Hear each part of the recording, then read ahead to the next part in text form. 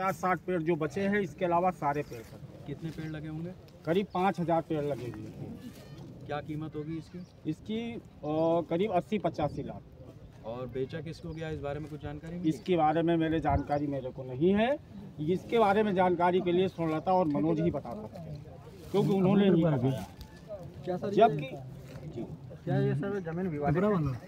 ये जमीन विवादित है। संडीला तहसीलदार महोदय जी के यहाँ वाजदारा कायम है और बाकायदा जो है 4 फाइलें चल रही हैं तहसीलदार जी के यहाँ, लेकिन उसके बावजूद इन्होंने ये पेड़ कटाए, लेकिन प्रशासन ने संज्ञान नहीं लिया।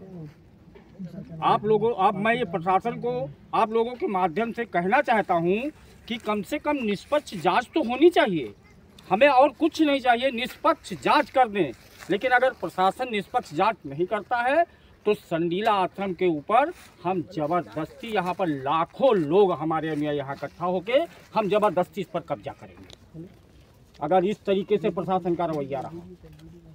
हालांकि जो है योगी जी की सरकार में मैं चाहता हूं कि न्याय की बात होती है तो कहाँ न्याय है। आप देख लीजिए, मेरे जीवन काल का ये पहली घटना है। इतनी बड़ी घटना मेरे जीवन में कभी नहीं हुई। इतना बड़ा बाग कट गया, चाहे वो कोई सरकार रही हो, लेकिन ऐसी घटना कभी भाई जी नहीं हुई जो 9-9 बीघे का बाग कट जाए और प्रशासन को जूना देंगे।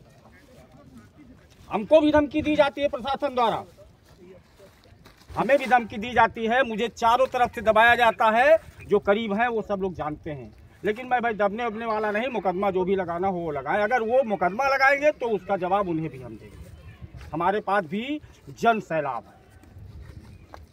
तो आगे आपकी क्या कार्रवाई रहेगी? आगे हमारी तैयारी ये है, एक तरफ तो हम कोर्ट देखेंगे, दूसरी तरफ हमें साम दाम दंड भेद, अब हम भी पूरी ताकत से मैदान में आएंगे। कोई कसर नहीं छोड़ेंगे, हम किसी बात से दबेंगे नहीं। अभी तक भैया जी का हम लोग भैया जी के अनुरोध पर सब चुप थे। भैया जी ने ही रोक रखा था कि कोई किसी तरीके से कोई गलत काम नहीं करेगा, क्योंकि जितना हमारा अनुयायी है भैया जी का, उसके हमारे सेनापति देवेंद्र मोहन भैया जी हैं, उन्हीं के निर्देशों में हम लोग चलते चले आए हैं। लेकिन अब अगर देवेंद्र भैया भी हमको रोकेंगे तो संगत रुकने वाली नहीं है। ये बताइए कि जब पेड़ कट रहे थे आप लोगों ने प्रशासन को और थाने में जब अपनी बात रखी तो क्या हुआ? वही प्रशासन का कहना ये है, हमें सूचना नहीं मिली। आप ही के माध्यम से मैं कहना चाहता हूँ, 100 नंबर क्या है? 100 नंबर जो डायल किया गया, 100 नंबर डायल होने के बाद पहला मैसेज थाने जाता है कि नहीं जाता? आप लोग बताइए सब लोग भैया। पहला मैसेज थाने जाता है, 100 नंबर आएगी, वो पहली सूचना थाने पर देता है। फिर प्रशासन ये कैसे कह सकता मुझे जानकारी नहीं थी? इस मामले में एफआईआर भी दर्ज हुई है? नहीं, एफआईआर उनकी तरफ से दर्ज की गई। अब जब हमारा ये जो है, जब मिशन में ये जो हमारे लेटर और चिट्ठियां आना मुख्यमंत्री जी के यहाँ से और प्रधानमंत्री जी के यहाँ से रक्षा मंत्री जी को, डीजीपी, डीएम सबको लाख जो है 10 हजार चिट्ठियां जब ये पहुंची हैं, तब ये जाके ये काम जो है हमारी तरफ से मैंने 22 लोगों की लिस्ट दी थी, जिसमें 11 लोगों के नाम उसमें जो है 107-16 किया गया। आज तक हमारी तरफ से उन्होंने एक भी मुकदमा नहीं लिखा। लेकिन सर इसमें एक बात और जानकारी मिल रही है कि क्षेत्रीय प्रशासन का कहना है जी कि मैं दोनों पक्षों की बात सुन रहा हूँ, तहरीर के आधार पे आगे कार्रवाई जी ऐसा है। ठीक है, वो कह रहे दोनों पक्षों की बात सुन रहे हैं। आप दोनों पक्षों की अगर बात सुन रहे हैं तो आश्रम के अंदर जो है भैया जी के अनुयायियों को जाने की इल्टी नहीं है।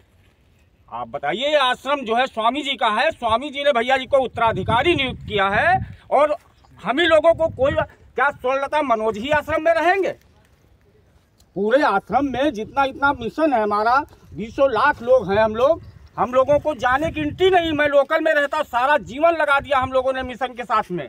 ये पेड़ हमने लगवाए हैं, हम भी शामिल थे जब ये पेड़ लगाए गए थे, लेकिन कभी एक पेड़ लगाया तो है नहीं स्वर्णलता मनोज जी ने, लेकिन कटवा दिया, जबकि न्यायालय में मामला चल रहा है।